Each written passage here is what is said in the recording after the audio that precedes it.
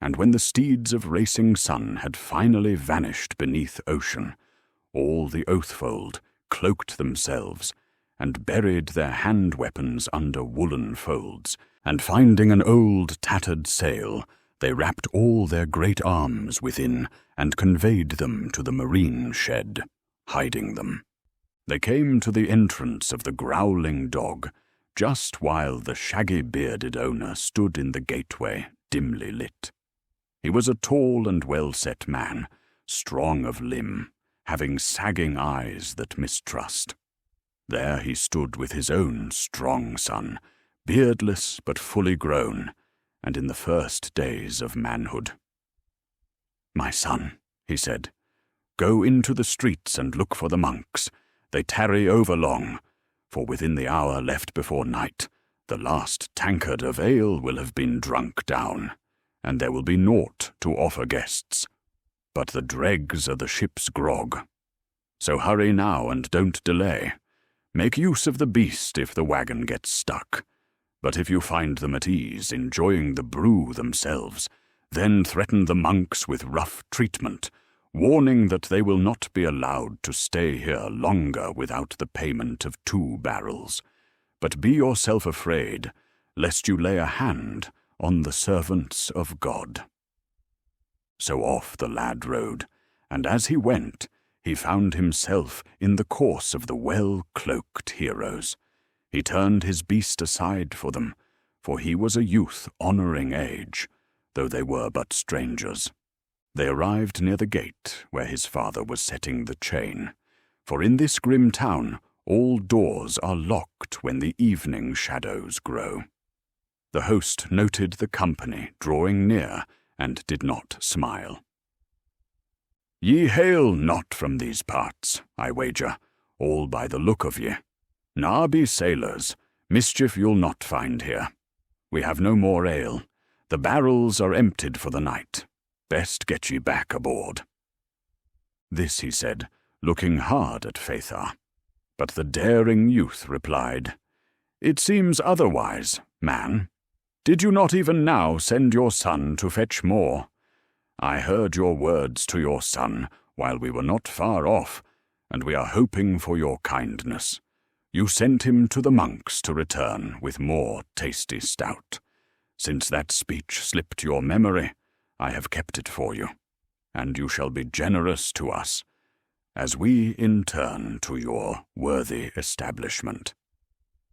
But he peered over at Gulathar, who stood beside, and on him trained a steady eye, and frowning, he returned thus. "Elf-eared and shift-tongued, and here a mischievous halfling, why bring ye such among the towns of men? No good omen are they, boy.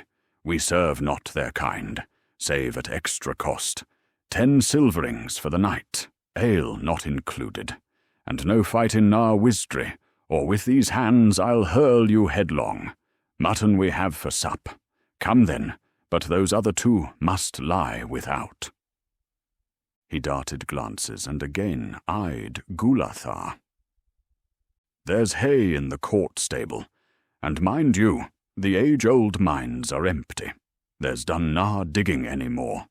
Not a vein remains, so nothing be needed of your kind here, nor be any hiring in Withering Deep." So were his words, and Gulathar, unwavering, replied, "Indeed am I of that race you defame, whose knowledge found first the earth-hidden vein, the clan whose hands carved the ever-twisting tunnels of Withering Deep, overseeing the labour of dwarves and men that dig mines deep. 200 years past the sign of mortal memory, when Ardaheim was mighty among kingdoms and blessed, and the circling brown dust had not yet overblown her fields, nor whelmed the 7 streams of Cargiwall. So now consider that such a narrowly opened door is not the welcoming we once knew, when we entered the fair halls of Borla the Red, vassal to Dandarmith the Great, the High King, whose ship lay here 9 moons while his minstrels sang our race.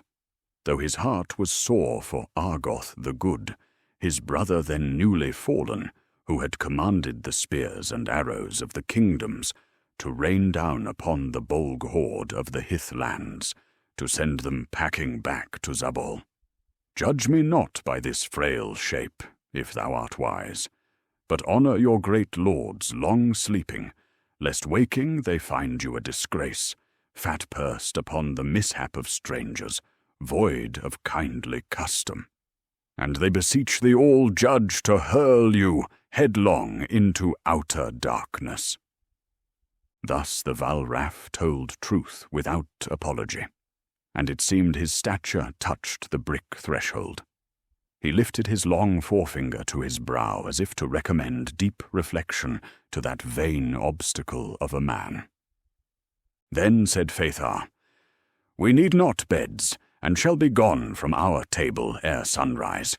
2 silverings is a fair price for food and drink. The shaggy-bearded host, puzzled, loosed the chain and opened the gate. So the Bladetongue, long-cloaked, entered one by one into the dim court and up to the hall, which was built after the style of the mead halls of yore. That is the sort of place it was, which so deserved the name, the Growling Dog. It was a great hall-turned tavern, of red Hernth stone foundation and timber beams, the floor covered over with many shaggy pelts from the great beasts that patrol the thick forests or windy plains northward. Refuge 'twas for sailors of blasted revel and drunken groaning, men banned in one realm or another for lawless cheer. They had learned their lesson, known cold and hunger, and now trusted only the swords at their belts. At one table sat gangs of men down with the thick draughts of their pipes, reckless fellows of the ever-turbulent seas, short-lived, called wargmen in many ports, and elsewhere sat others sturdier, those working the docks, baymen rarely trimming their beards. In another dim corner lay a suspect company, sea-jackals feigning honesty, privateers by the look of them, men ever watchful of their backs, huddled in a corner, lest some survivor find them unaware and take his chance against them. In the hall's centre sat the well-fed admiral of the great warships, ringed with corseted sailors and guards, the only men suffered to bear weapons in that pleasant inn. Traders and workmen were already going, eager for home and too weary to stay longer. A few fishermen in shark-skin jerkins drank thin wine, and there were 2 young nobles also, unwed dandies with no better diversion than the dice. Now when Bladetongue entered, some peered at them and marked that strange fellowship.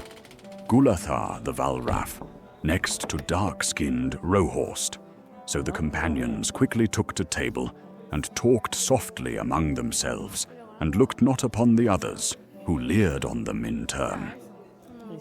At length, tankards filled with foaming ale were set before them, and steaming mutton with boiled roots, and next there sauntered up to them 2 sable-coated hounds beside, which sat on their haunches alert, hoping for some morsel, directing their muzzles odour-wise for any kindly scrap.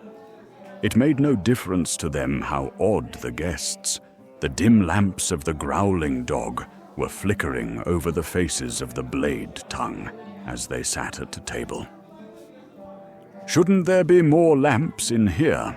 Phaethar said, as he began to cut the meat.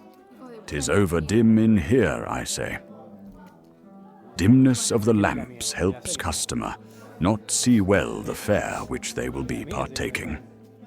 Kadjet replied, smirking, "But it may be your last meal, so give thanks and eat well." When the companions had supped, draining their flagons, Thalfin the mage leaned inward over the table, and in low voice, scarce above the tone of the other guests, addressed them. "We must be cautious," he began. The beggar's words may be true, yet in him we have not full trust. We should rest now, gather our strength, and move forth under cloak of night as he hath advised. The town keeps many secrets, and sharp must be our watch." Norgaunt's inclined his head, his gaze turning about the room, lest any were eavesdropping. "Agreed. Here shall we tarry until the night is deepest, and when the eye of the Wain stands in the highest vault, then shall we stir. Each must keep his watch in turn, lest anything surprise us unawares." Such was the order, and the Bladetongue arranged their watches, each taking a turn to keep awake, while the others dozed off as night deepened. The hours crept by, merriment ebbed away. Soon conversations faded, guests departed to ships or dwellings, casting curious eyes upon the strangers lingering by the hearth. One by one men left, until only the flickering lanterns and the scraping of chairs remained, and the hall took on eerie stillness. The new quiet only served to whet the Bladetongue's sharp anticipation, as they remained there, with only a few other drunkards half slumbering at other tables.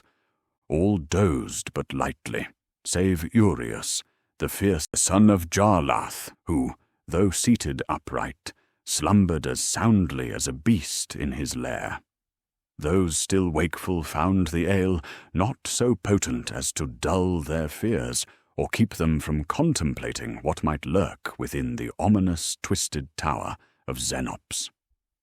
They had gazed on it earlier, from across the bay, a strangely built colossus, removed apart from town, but which seemed to watch over all. Peri conversed softly with Thalfin. "Terrible things are said to lurk within that place. In Yerbath, it was easy to scorn such accounts as the imaginings and babblings of poets, published abroad to keep trespassers out. But now that mine own eyes have looked upon the tower's alien shape, of a making not mortal, I waver, Thalfin."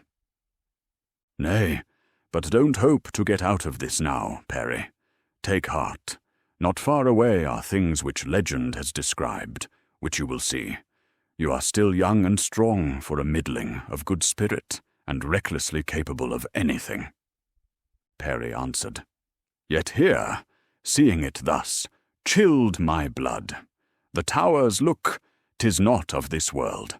Tales for children may well have sprung from realities best left forgotten. We have fought men and hogs together in war, sword to spear, but never have we matched sword to talon and tooth. The onslaught of creatures unearthly. 'Tis too late for misgivings, Peri. Gird your loins and steel yourself to meet any opposition with relentless sword. In the hands of a trained mage, a shaft of elemental can frighten anything, even supernatural things crawling up out of some pit. Blazing ore we called that back in the war, which the alchemists these days class as radiant matter. We used it to great effect in the Battle of the Long Hairs. Don't be afraid. Keep your eye on the prize." Rohorst had awoken and was listening to the conversation. He could no longer hold back from saying his piece.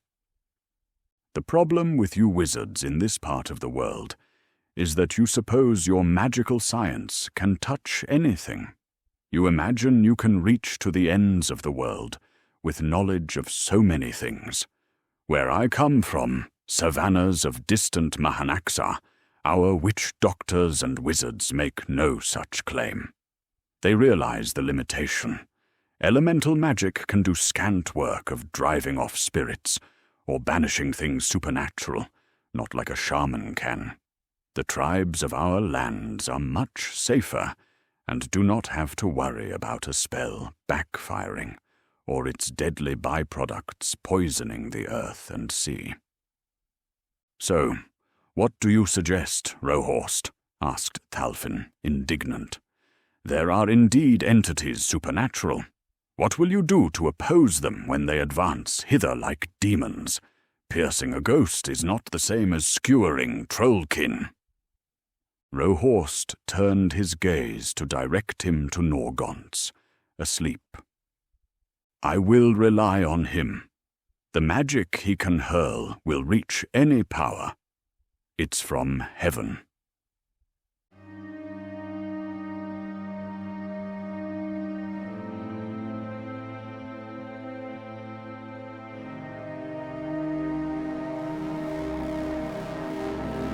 How Gulathar, the deep sieger, spake of the worm that dieth not.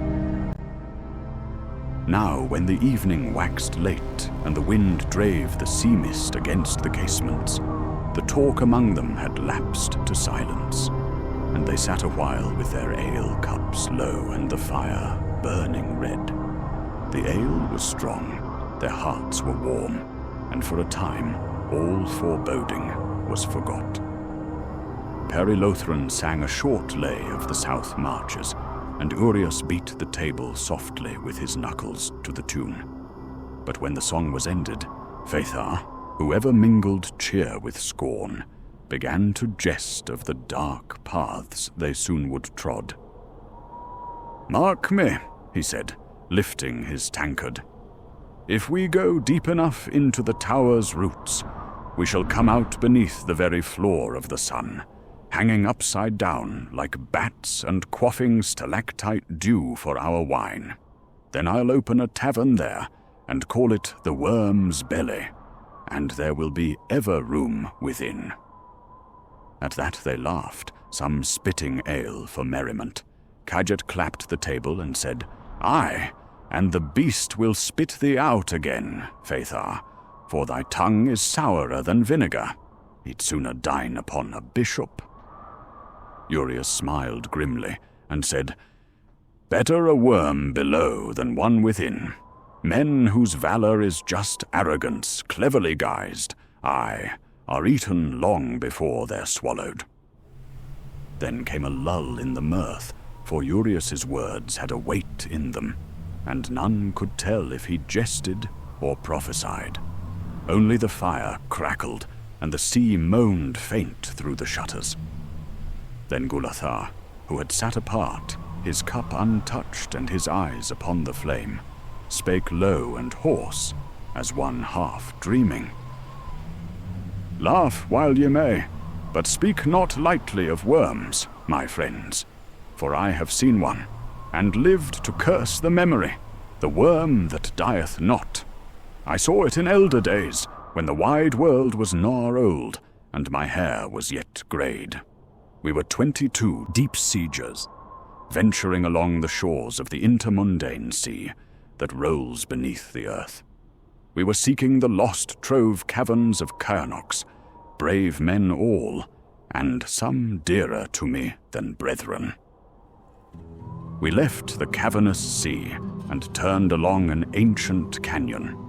The waters there are black as pitch, and the stones are hot beneath your feet. There the stalagmites are as mountains, and we traveled tunnels wide as cities, where the river Sigowash flows as fresh water under fire and ice. And from the deep, as we marched along the shore, in the midst of that realm, the thing came, vast as judgment, red as a wound. Its eyes were lamps of the burning pit, and its breath was a storm. Ere we could sound the horn, half our number were taken in mouthfuls, armor and all, so fast was its fury. Some the worm hunted down and devoured, the rest we lost to mad panic, for not of this world was the sound it made. It found me. Once did I strike at it, once only, and my blade snapped like glass. Now did Gulathar at last take of his cup, swallowing down the barrel-aged ale. Then into darkness I was taken, and knew the light of day no more for many years, time beyond reckoning. Yet I lived, and there it was that I found the key of the gates of Dariel. Yea, within the vermed belly, as in a tomb alive, I abided, hearing the beating of its hearts and the groaning of earth around. I tell you, time itself runs different down there. Mayhap I slept a century, for my own flesh, being not in full of humankind, persists against the naturally formed acid of bellies. But in that year, when Nistol burned, some men, as if by miracle, found me and pulled me free, and I rose again and tread the earth's surface, but with no comrade left to name me. Since then I have known this: the worm dieth not. Strike it, burn it, curse it, it will rise again, for it feedeth on the sins of men, and can scent the heat of their pride. Wherever kingdoms fall and deep works are raised against heaven, there will its shadow coil beneath the stones. May we never meet it, and our venture goeth where it slither not. When he had ended, none spake for a long while. The fire gave a crack as though it too were afraid. The merriment was gone out of them, like breath from a slain man. At last Urius said, slow and thoughtful, "Thou hast been in hell, friend, and returned to warn us." Gulathar answered not, but looked into the embers as one who readeth omens there. Then Phaethar, uneasy, muttered, "No scorn meant." The deep-sieger gave him a faint smile.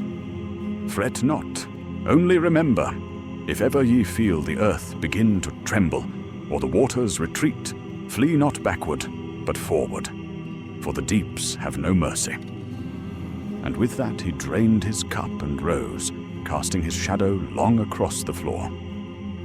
"Too much I told ye, causing ye dread overmuch. Now, if ye mind not, I'll step outside for a breather." The others watched him go, and no man laughed again that night. The sound of the sea outside seemed nearer, heavy with unseen motion, as though something vast had stirred in its sleep. When at the last, the eye of the Wain, Arcturus, was gotten up to the height of the dome of starry night, Thalfin quietly roused his companions. They all stirred about, cloaks drawn tight, their boots treading lightly on the rush-strewn floor. They readied themselves for what was to come. The innkeeper had long since barred the gate, but a side door for late sailors gave them passage into the chill night. All was deathly still now. The wind had slowed, and the harbour lay still beneath a sky toggered with stars. The patrons were either fast asleep or too deep in their cups to notice the group slip out the door into the nocturnal town. Only the cry of a night water tern brake the silence, faint and lonely over the dark waters. They stole through the narrow ways between timbered houses and down toward the wharves. Here the smell of pitch and salt and tar thickened in the air. Lanterns guttered low in their iron hooks, casting circles upon the slick planks. They passed the alam-breast, her moorings creaking faintly. Within her hull, sailors were snoring, heavy with ale and its oblivion. Some great fellow inside gave a sudden snort and turned. The timbers groaned with him, but none awoke. Like shadows over water, the fellowship passed by without a sound, save for their cloaks faintly ruffling in the sea breeze. At length, they came to the same marine shed as before, the weather-bleached structure at the edge of the wharf, where the tide lapped low beneath the pilings. Its doors stood slightly ajar, swaying on their iron hinges. Within, the air was heavy with old rope, oak shavings, and the sweet tang of pitch. Here, shipwrights in daylight would store their tools for repair of the bellies of merchant craft. Now, all was empty and still. Perilothran slipped in first, holding a small lantern shaded by his cloak. As he stepped across the threshold, something alive, hairy and thick-bodied, dropped from the rafters onto a coil of rope beside him. A dock spider, large as a man's hand, its many eyes glinting like pearls. Peri stifled a cry, stumbling backward. Phaethar cried out faintly, "What in all the stars?" and reached for his dagger. Then Gulathar, who followed close behind, chuckled quietly, only muttering dryly in his Eldark voice. "I dare say, friends, that is not the largest spider you shall see tonight." A nervous laugh was whispered among them, and the tension lifted like fog in a breeze. The spider hurried away, crawling upward on his invisible rope into the shadowy rafters. Norgaunt's moved to the corner, where beneath a stack of planks lay the torn sail that hid their arms. He cast it aside, and at once the lantern light glimmered on blades, helms, and shields, bright as hoarfrost in the dark. The shed, for a moment, seemed like a secret forge of war, the weapons arrayed for choosing. There they gathered, grim and quiet, readying themselves for the deeds to come. One by one they came forward to arm themselves, as men do who know that their next hour will bring either glory or grave. Urias, the son of Jarlath, the champion, emerged first from the shadows. Casting aside the cloak, he stood bare-chested, the night breeze coursing over the spiral marks traced upon his chest, tokens of his tribe's ancient rites. Onto his forearms he pulled his bronze braces, embossed with the sun discs of Varth, his eastern home, relics from the oases where water is hidden under sand. He wound his lizard-skin baldric tight across his chest, fixing at his back the great brand of Ulthraki steel, his broad sword fulled down the midst like two deep-cut furrows, the work of smithy masters, gleaming cold beneath the stars. No shirt of mail wore he, for barbaric strength and speed was his shield. His boar's mane seemed to bristle, and upon his brow was great confidence, for his eyes glimmered like the stars upon the ancient river Urash. Next came Rohorst of Mahanaxar, lean and tall, whose dark hue summoned thought of the savannah and sunburnt realm. He girded his light chainmail over his leopard skin kilt. Upon his arms he drew armlets of bone and copper, and at his belt hung twin casting spears, their hafts wrapped in ox-hide. He slid his long tribal blade into its plain leather sheath, which he carried slung at his hip beneath the cloak.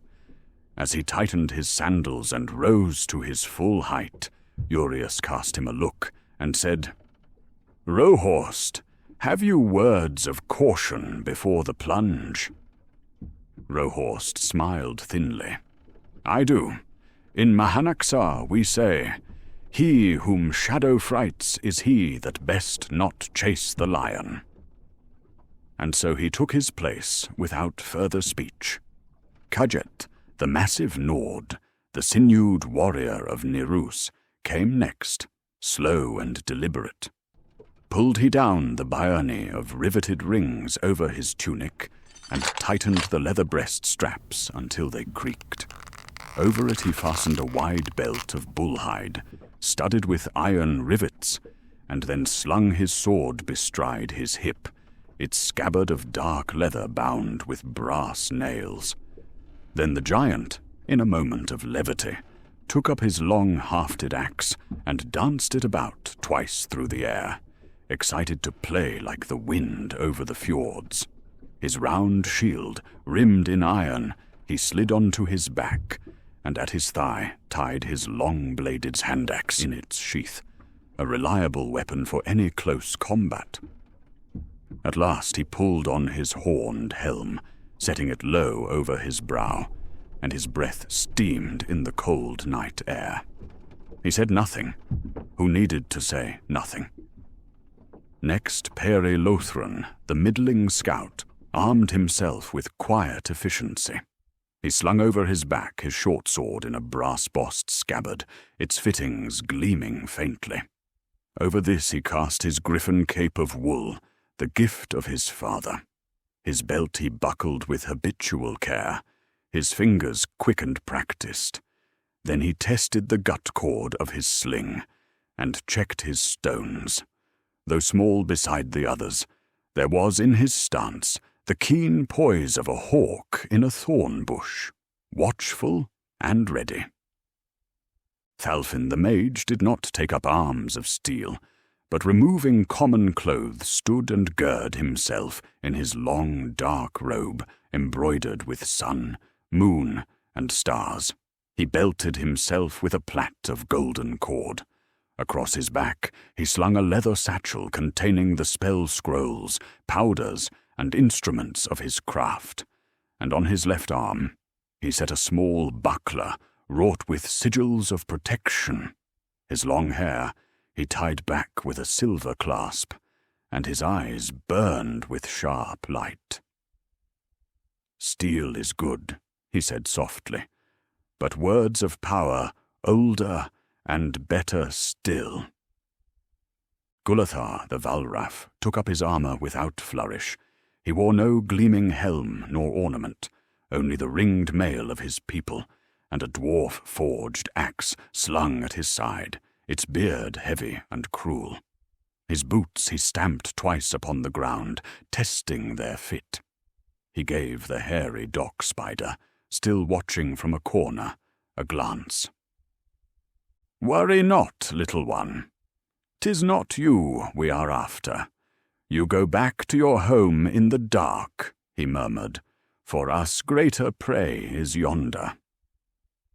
Finally, Phaethar, the beardless lordling, stood forth in the lantern glow, and beside him lay his father's gilded harness, each armor plate well wrought and polished, glimmering faintly.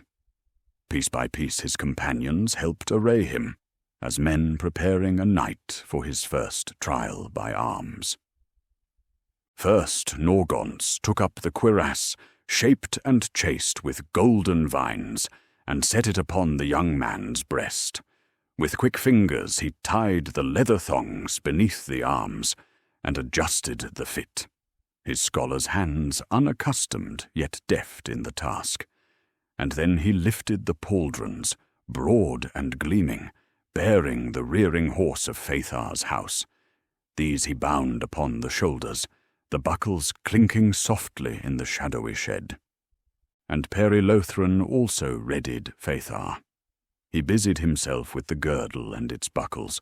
No need for him to kneel, pulling the straps tight around the youth's waist and lacing them firmly, while his quick tongue offered a half-mocking commentary. "Aye, noble lord, these fine leathers are agleam with shiny metal, and shall blind the bulbous-eyed fiends when they hurry upon." Phaethar smirked, though he stood still and calm. "With death so near, fame and fortune now seem but a fool's game," he said. "Let me only see to the defense of my comrades." And next came the vambraces, bound at his forearms, and he stretched forth his arms, and Thalfin and Urius, one on either side, slipped the gilded gauntlets over his hands, the knuckles etched with tiny stars. And upon his hips they buckled the sword belt, from which hung his father's long blade in a red scabbard, with gilt chape, well balanced and shining like a sunbeam caught in crimson cloth. And finally, over all this harness they cast his blue cloak, embroidered with constellations at the hem, so that when he stood ready, he seemed almost like some figure from an old bardic lay, youthful splendor awaiting manly trial. And Rohorst knelt down and worked on his leg pieces, securing the greaves about his calves. And then Kadjet finally fitted the helmet gently on Phaethar's head, and passed him lance and sword. He smiled and looked upon him respectfully now, like an equal. Unlike before. He found satisfaction in this, fastening the final buckle at the gorget. "This is surely a boy no longer. Be he transformed into warriors like ourselves, live he up to the look of it." Urias, watching, grunted softly. "Shine too bright, little star, and the darkness will notice you first." But Rohorst added in his quiet way, "Yet, in the blackest night, do stars burn the clearer." Phaethar lifted his chin, feeling the true weight of the armor for perhaps the first time. Less than he thought, but still burden and no ornament.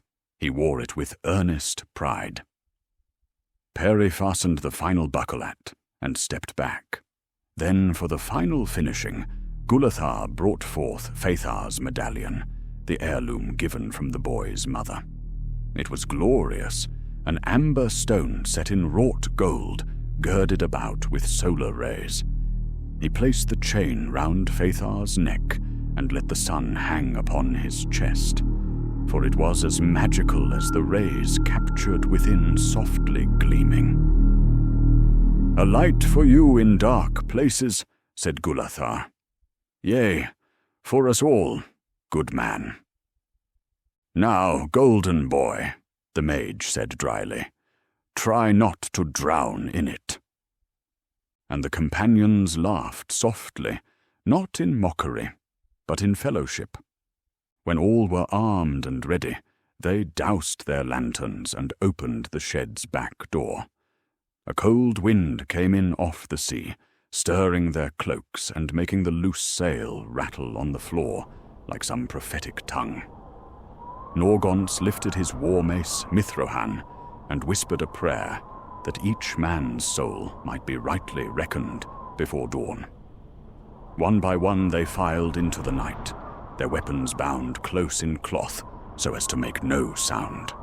Their path led toward Craney's Hill, and beyond to the secret way beneath the earth, and to the tower that awaited them.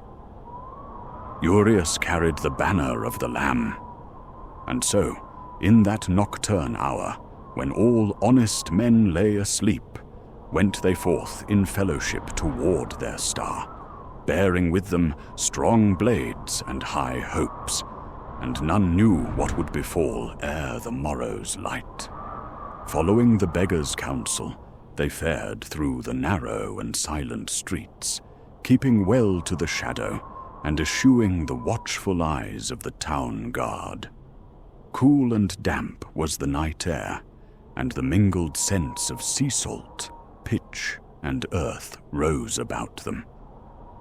By and by they came unto Craney's Hill, without let or hindrance.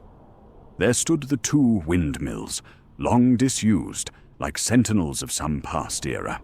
Their tattered sails creaked faintly as the wind hummed through their bones, the fixed stars twinkling beyond, seeming to watch. Clouds coursed swiftly across the sky. Then Gulathar the Valraf, stepping forth, drew from his pouch the key that the beggar had given. With gnarled fingers he turned it, and with a soft click, the door swung wide. A narrow stair, damp and dark, yawned before them, leading down into the earth beneath the hill. The air was musty and cool, carrying with it the faint scent of old worlds and forgotten things. "Stay close," whispered Peri Lothran, the middling scout, as he took the lead. "If peril lieth before us, nay, I shall nose it out." So they descended into the sapper's tunnel, shadows closing round them like a funeral shroud. Their feet rang soft upon the stones, each step ushering them into the unknown. The watery way wound only little, but it stretched far as though it were endless. At length, they emerged to a small vault, where a single candle guttered in its sconce, throwing fitful light upon primordial Karzalt stone, and floor covered in a thin layer of dust. A single, narrow passageway was before them, the only path onward.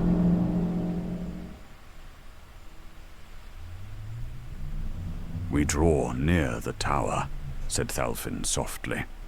"This way shall lead us beneath the city wall and out into the hollow hills and forest beyond." So pressed they on, their hope steadfast, though the uncertain dark deepened about them. The passage sloped down narrowly, and the cold air grew colder, the blackness more absolute. At times, vague hints of things, perhaps long-past impressions, went through the murk, scrapings, mutterings, voices of the long ago.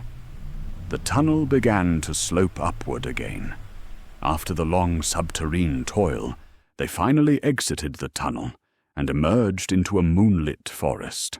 Tall stood the trees in stillness, their looming branches cast twisting shadows across the ground.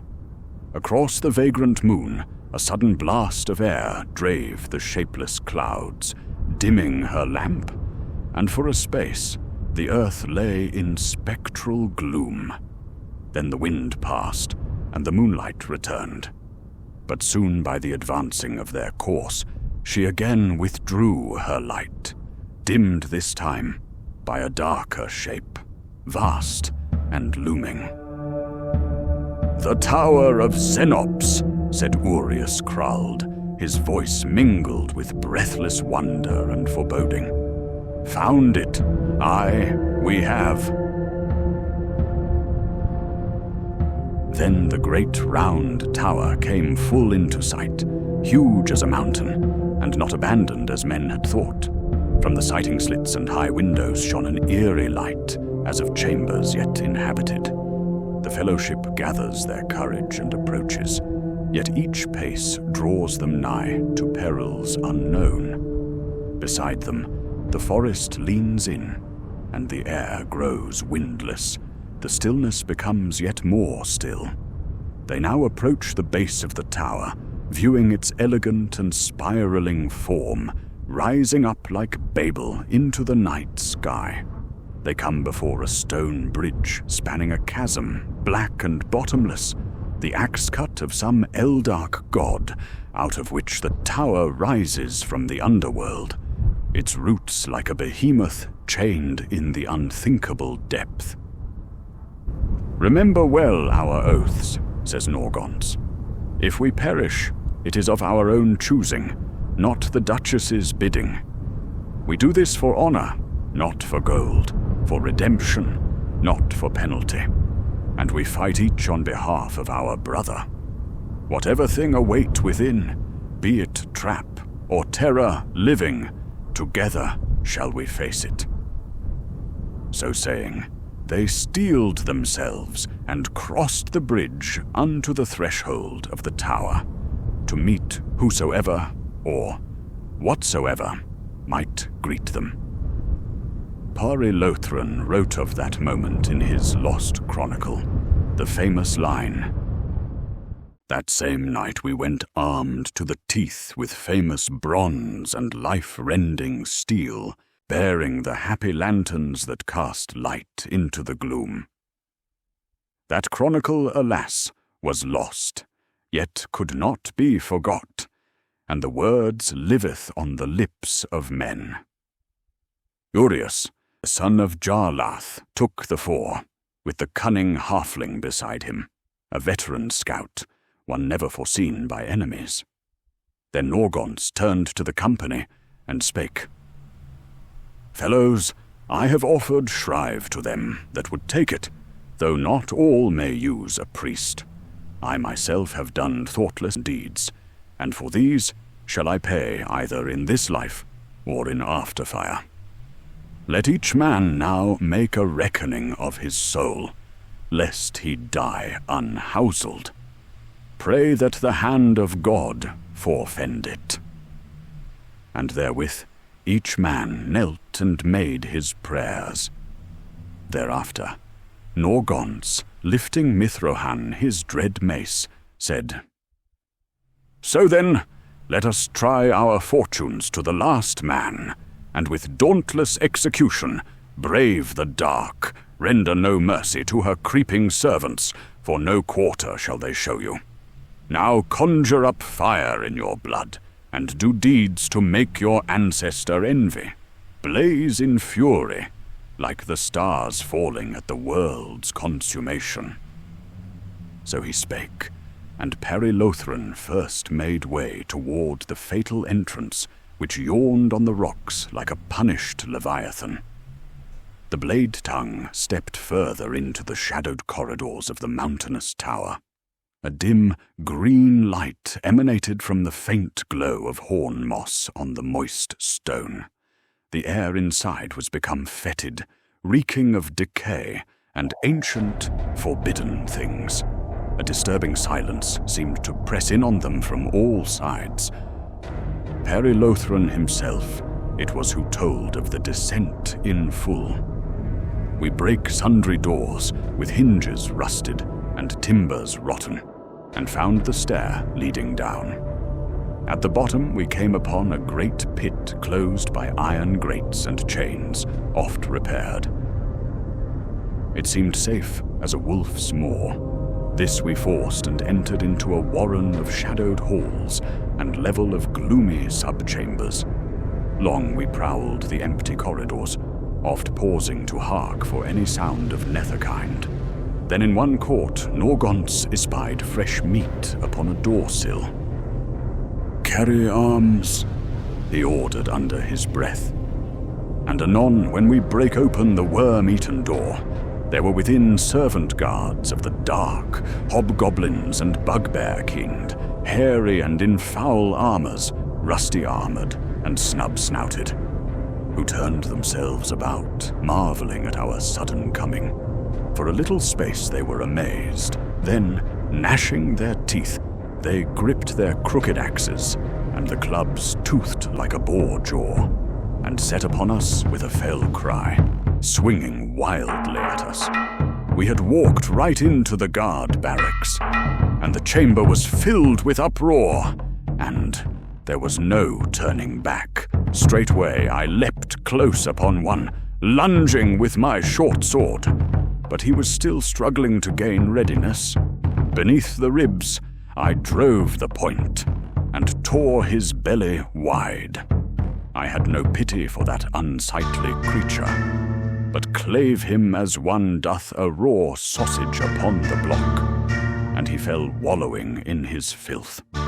This was my first taste of netherworld melee, and quickly would I learn how better it is to bear a torch than a lantern, as such fire is a weapon of havoc in its own right. For when a hobgoblin struck me from the rear with a toothed club, the blow was grievous. My sword spun from my grasp, and my lantern shattered upon the stones, and the flame was quenched. I felt the wound upon me, yet the pain came not then, but afterward, for the heat of battle makes strange mercies. Blind in the dark, I groped upon hands and knees for my blade, while around me the din arose like dogs fighting in an alley. The flickering lights of my companions were near, but not enough to illumine the place where I had fallen. After a short interval, a light drew near, and a shape looming near, mighty Kadget, backing step by step, holding at bay an equally mighty bogbear, clad in rusty mail. The brute advanced with a growl, but just then I found the blade and grasped the pommel. Half concealed in shadow, I rose and struck him full behind. He bellowed, and in that moment, Kayet seized him by the horn of his helm and shore away his head with his hand-axe. With my wits and weapon restored, I sought the line again, but new peril arose. Black arrows hissed through the gloom, loosed by goblins skulking at a distance. Their shafts thrummed like angry hornets about our heads. It was like a game in which every possible advantage is sought. One lesser brute from out of the shadows seized me by surprise, but I grappled him in turn and spun round, using his wretched body as a bloody shield against the incoming arrows, and the points tore into his flesh rather than mine. Kajet was struck upon the foot, but the iron buckle of his boot turned the point. Then Thalfin Miravel, mage of Nistol, rose up among them, his eyes bright as coals beneath the smoke. He spake no word, but with his left hand drew a sigil in the air, and with his right hurled forth a shaft of elemental fire. Straightway from his palm leapt 3 bolts of argent flame, keen and living, like arrows forged of dawn. Each found its mark among the foe. One hobgoblin's helm burst asunder, another fell backward smoking from the chest, and the third was smitten clean through. His shadow burned upon the wall. The barracks flared with reek and flame, and the dark hosts faltered. More fiends appeared, bearing bows and slings, so we fell back behind an overturned table to gain cover.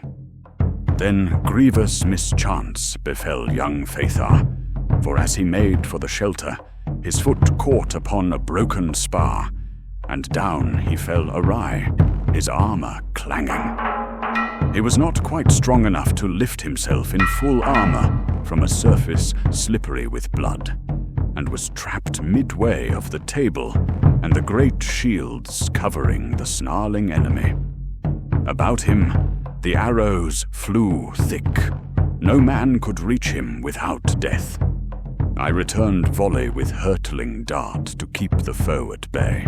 But one among the enemy, unmatched in strength, strode forth, caring naught for our missiles. Towering he came with his toothed war club high, to rain death upon the youth where he lay. Then did I draw forth my staff sling, that trusty companion of many a woodland skirmish, whose accuracy never fails. I set therein a smooth river stone, and with a nimble twirl I let fly. The missile sped shrilling through the gloom, and struck squarely in the forehead of the huge-limbed hobgoblin that towered above our fallen man. His skull split like a clay pot beneath a hammer. Blood poured down his hideous brow in dark streamlets. Even in death, his hairy hands gripped his war hammer as he sunk down. Death he intended for others, but instead found it for himself. Kayat Rolkson and Urius then took the clean-up of war labor and charged in to finish off the remnant. 30 of those loathsome foes they skewered and cleft, and Rohorst beheaded those that yet twitched upon the floor. Phaethar too made his first kill, impaling a hobgoblin with his lance, the droplets of red spurting out upon his own golden cuirass. We had finally took the upper hand, and with heavy distress and rush of blood, we smote down the last of the mischievous enemy, leaving naught but shattered shields and broken skulls, and the shells of their bodies went cold.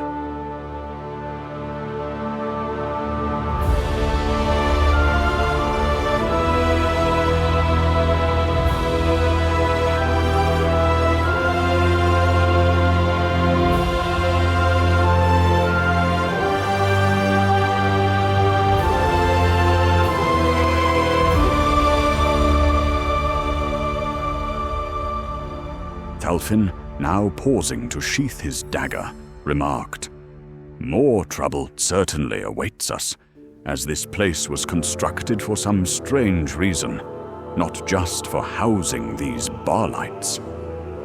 Perilothran beheaded the gob, which he had brought down with the sling. He wiped his blade clean upon a fallen one's ragged jerkin, and looked about him, grinning through the smoke.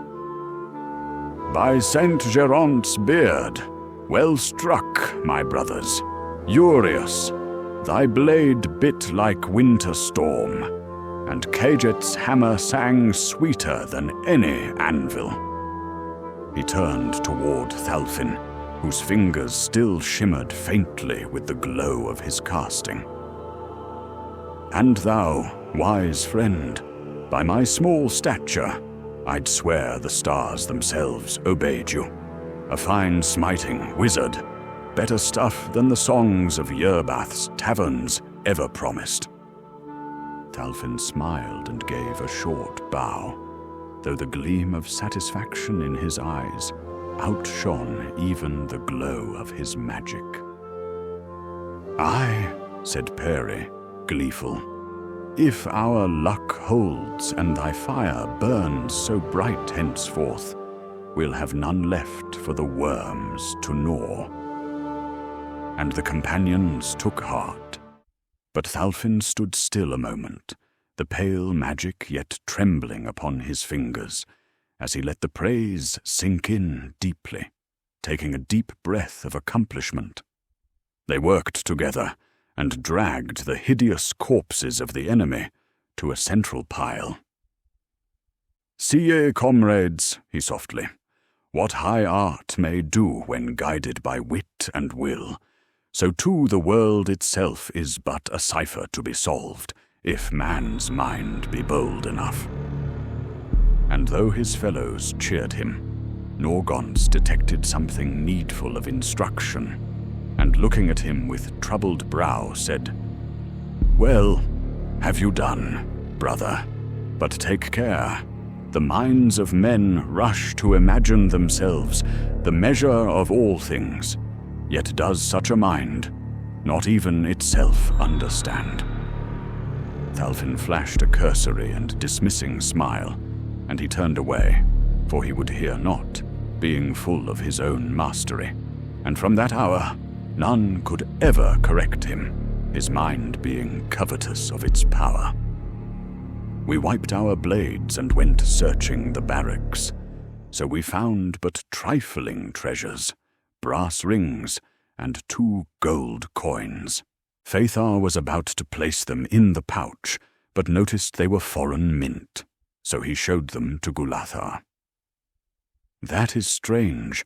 Such coins are rarest artifacts, for these are minted of an ancient realm from ages ago, the Ataluran kings.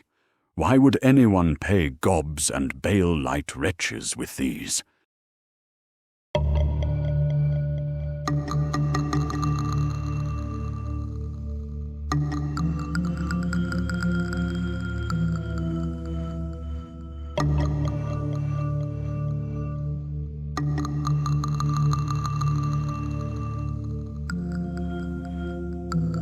And before they ventured further into that darksome tower, Norgons unfurled the small banner of the conquering lamb.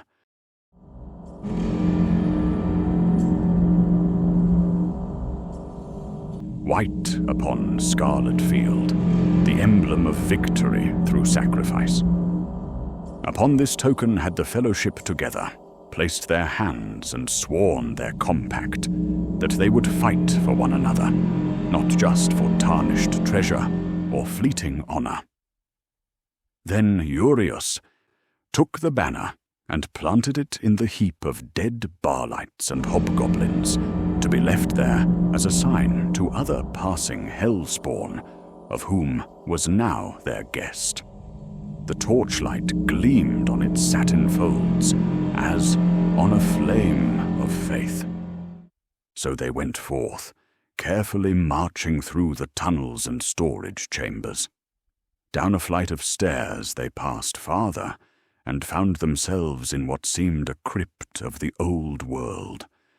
They entered a wide vault upheld by pillars of dark marble, and upon every pillar was carved the shape of a woman, crowned and sorrowing, bearing in her hands a broken scepter. "These were the queens of Atalur," said Gulathar, by the looks of the artisan's style. Proud women of legend, consorts to the tyrant kings they were, the warlords who once ruled Whitehawk with a rod of iron. Beneath each effigy was a coffer bound with bronze, and on the lids were graven letters, long since lost to speech. Rohorst brake one open with his axe, and within found chains of gold and circlets of precious stone, bright as the sea cloud at noon. Then said Pori Luthran, half in awe, "Lo, even the dust of these ladies would shame the living with its splendor." But Norgons forbade them, saying, "Take nothing from these, for pride is yet awake in their ashes, and the curse of the Atalurans clingeth to all they held dear." Yet Urius laughed, and Kajet likewise, saying, "The dead have no more need of beauty than the living have of fear."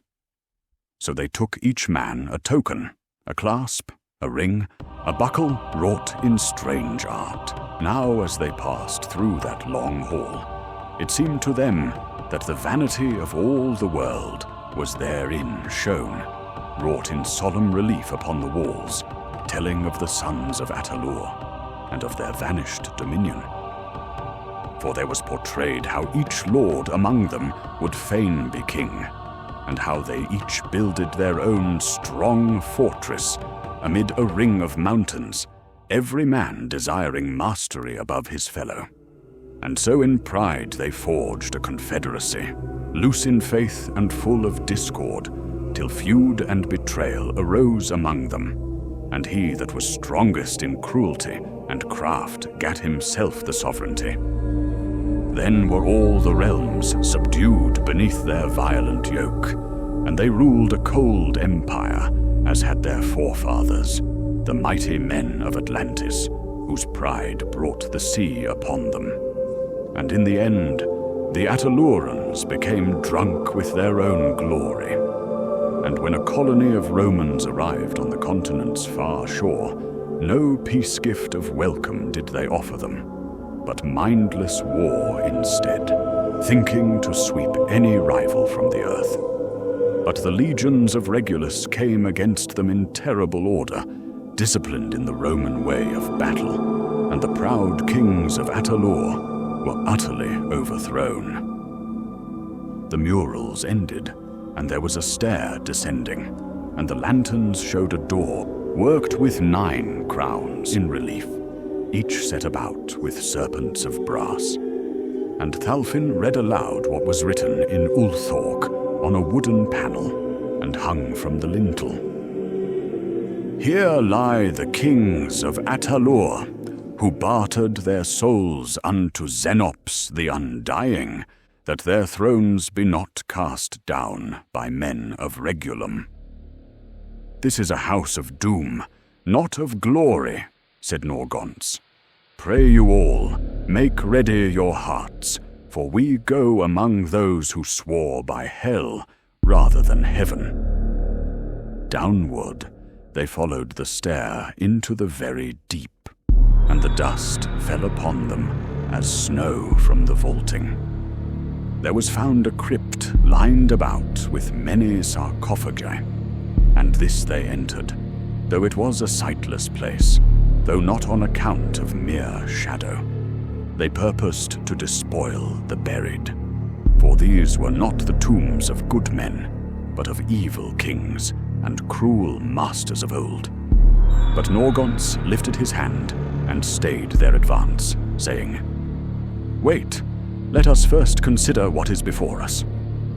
Then said Gulathar, "Behold the 9 lords of Atalur, that ruled the sea from isle to isle, ere Rome or Regulum had so much as built a wall.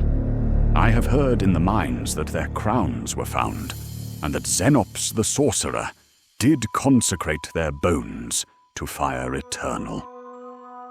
And Norgons stood a great while in thought, gazing upon the tombs, and at the last he said, "Alas, how the mighty are humbled, whose hands were swift to conquer, yet slow to repent. How must the sins of men outlive their bones? Here lie the boast of kings that thought to bind the world, and yet their dust is blown upon our boots. You saw on the tomb reliefs how the mason depicted them, each striving higher than his fellow, and all cast down together. Verily, the Lord permit empire, but not pride, and when princes forget this, their glory doth turn to ashes. Thus it fareth ever in the fallen races of men. Dominion wax, wisdom wane, and ruin will follow close behind. When he had said thus, there was a silence among them. The lanterns burning low glimmered upon the faces of the kings carved in stone, and the place seemed thick as if with old regrets. Then Parry Lothran, whose wit was ever restless, spake lightly to break the awe. By my faith, these old kings had fine taste in sleeping places. And Kajet, standing beside him, laughed low and muttered, I warrant their crowns sit easier now, for worms be the only courtiers left to flatter them. At this, Rohorst frowned, and made the sign of warding. And Gulathar, the Valraff, turned and lifted his lantern upward, so the light fell on their faces. Peace, sirs, said he sternly. Mock not the dead, regardless of their faring at the judgment. The deep earth hath long memory, and stone hath ears for folly. Many a light jest hath roused a terrible curse. Thalfin, looking long upon them, answered, And yet, see how time hath mocked them. Their beauty is gone, their empire a tale. They dreamed to outlive death, but death hath them entire. Urius crawled, then drew nigh to one of the tombs, and said, Shall we not open them, as we did the others? There may yet lie rich spoil for daring hands. But Norgons, hearing that word, set hand to his breast, and spake solemnly. Hold, friend, for I sense a stirring in the air, such as none living should awake. Here lie not mere dust, but spirits unshriven. I would not that we provoke them without cause. Yet Kajet, whose courage knew no curb, thrust the point of his axe beneath the lid of one sarcophagus, and heaved. The stone groaned like thunder. A rush of foul wind burst forth, heavy with the stench of olden regret. Their lanterns flickered, and Parry's hair rose upon the back of his scalp.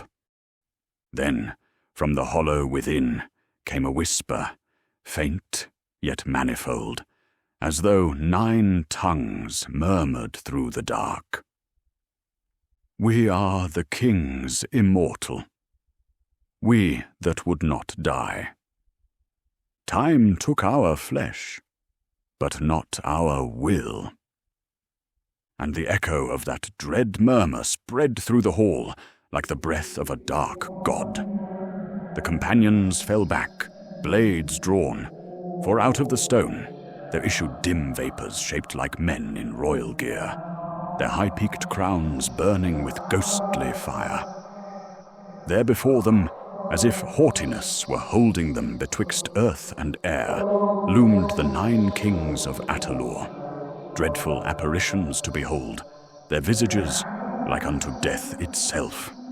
They glimmered as shapes half seen in a darkened glass, and about them there went a pale shining, as of moonlight upon bones long buried.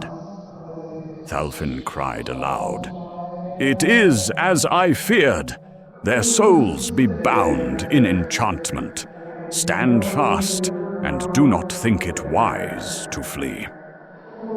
All the men were struck with a great dread, for never had they beheld aught so fearsome in all their days. Rohorst spoke aloud his misgiving, saying, A chill passes through my heart, as though the grave itself had breathed upon us. My courage wavers, brothers, for these are no common spirits of the dead, but ghost kings of old, risen from the abyss of their pride. Wearing still the semblance of their earthly glory, about their brows burned pale crowns, like dying moons, and in their hollow eyes there shone a light unholy, as of abysmal wisdom unutterable. Then the companions, beholding such, knew surely that they stood not against flesh nor blood, but against powers long condemned, whose kingdoms had been broken, yet whose souls found no rest. Then Phaethar, the beardless lordling, whose heart was young but valiant, stepped back a pace and whispered, "Jesu defend us! What power is here in blasphemous resurrection, where the dust of kings should remember its own pride?" His hand went to his sword, yet he trembled not for himself, but for his companions. And Rohorst of Mahanaxar, dark and steadfast, found his courage again, and set the butt of his spear against the stones, and said, "Lo, in my country the dead lie still, for they have no reason left to rise. These be cursed beyond reason."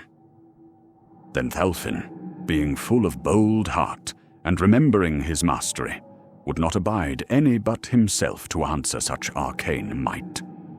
Lifting his staff, he spake words of old craft, and out from his palm he hurled burning spheres of radiant matter, brighter than any torch, so that the dark vault was lighted as day. The flame smote the foremost spirit through the breast, yet it burned him not, but passed through as through smoke. The spectre gave no cry of pain, but only laughed, a sound like iron dragged on stone. The flame rebounded and scattered along the walls, dying into blue sparks that shivered like dying stars. Thalfin staggered back, astonied, the glow gone out of his hand. Then said he in dismay, "My art avail nothing. The fire I command cannot sear what hath no flesh. These be not things of matter, but of will unbroken, souls bound to the sorcery of their own magnificence." Hither did the spectres advance, gliding on the air, and ever as they drew nigh, waxed greater in stature, drawing up their prize axes and swords, gleaming with power, the same that in life had reaped kingdoms and enslaved myriads. These now they brandished with a view to smite down the sinful souls that had trespassed on their restless sleep. Urius looked at Thalfin and muttered, "Then art thou spent, star-wise magician? Shall we fall as blood lambs to the shades from beneath the earth? My metal be far less worthy in this matter than your magic." Then Norgons emerged before them and made the sign of the cross. "Be not dismayed, though they awaken bringing terror. The Lord that made them sleep hath the power to still them again." He came forward and stood as tower, lifting his war mace Mithrohan, and the finned head gleamed as from some inward sun. And he said, "See them kneel to the one whom even the mighty kings of Rumelia knelt, and to whom Rome knelt, for every knee shall bend, in heaven and earth, and under the earth." Then lifting his chin, he declared aloud, "In the name that is above all names, I charge you souls, return to your place of lawful consignment." And his word filled all the hall, as with the tolling of great bells. And now great wailing arose, and the hall shook. The ghost kings wavered, and their crowns guttered like candles in a gale.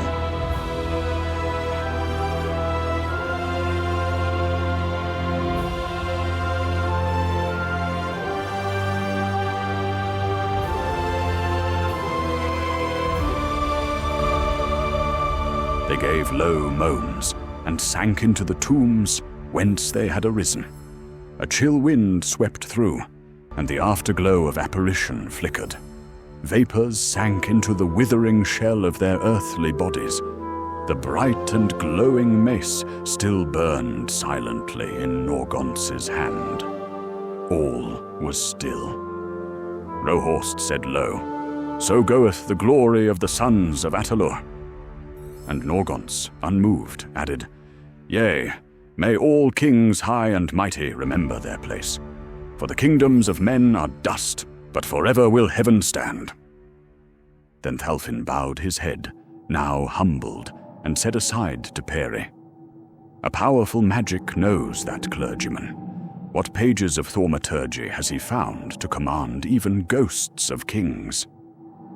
And Norgonce, recovering, overheard Thalfin's perplexity, and answered him gently, "Sacred knowledge is the blade.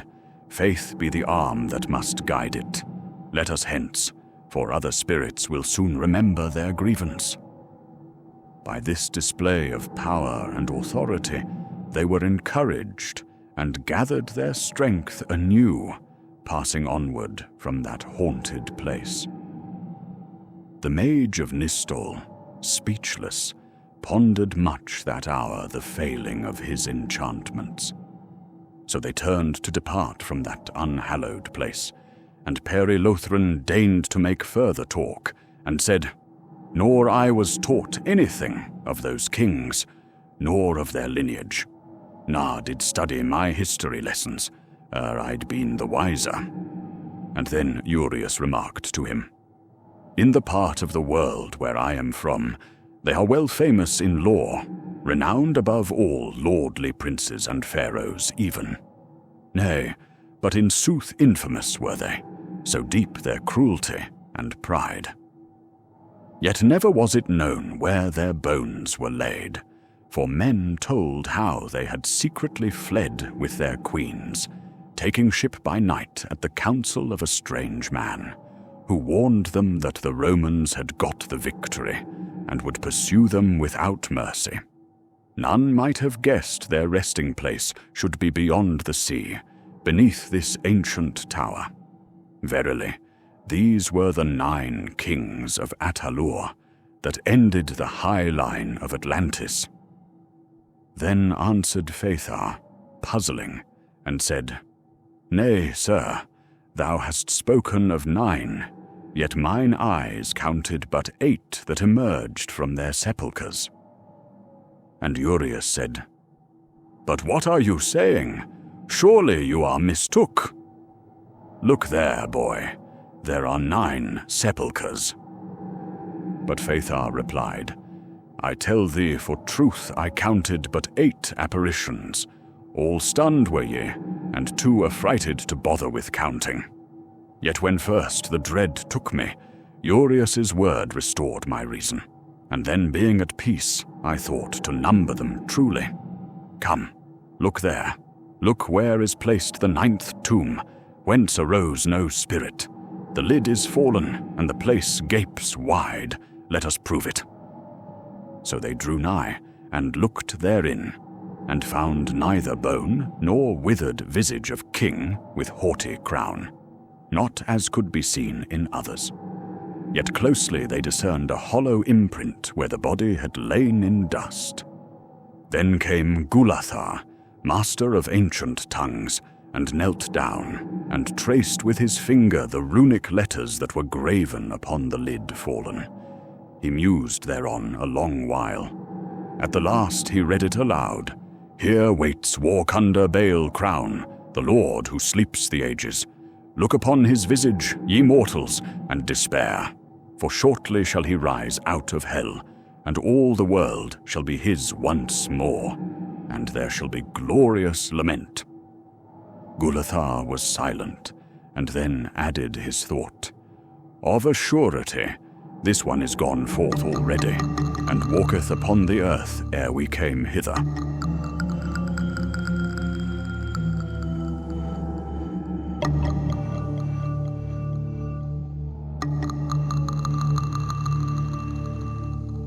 And furious sighed somberly, and said, "Alas, this is Warkunda Bale Crown, foremost of the Ataluran kings, unto whom all the others swore fealty, and followed in cowardly fear. What devilry now is that unholy spirit working abroad in the world, wandering the earth seeking the ruination of men, as though men lacked not evil enough among one another? Now are we forewarned, and must take heed. Ye warriors, I urge ye, cover ye first Lord Norgaunt's, when in the havoc of battle, for the Almighty's power alone may deliver us from such high and ancient wickedness. Let us hence."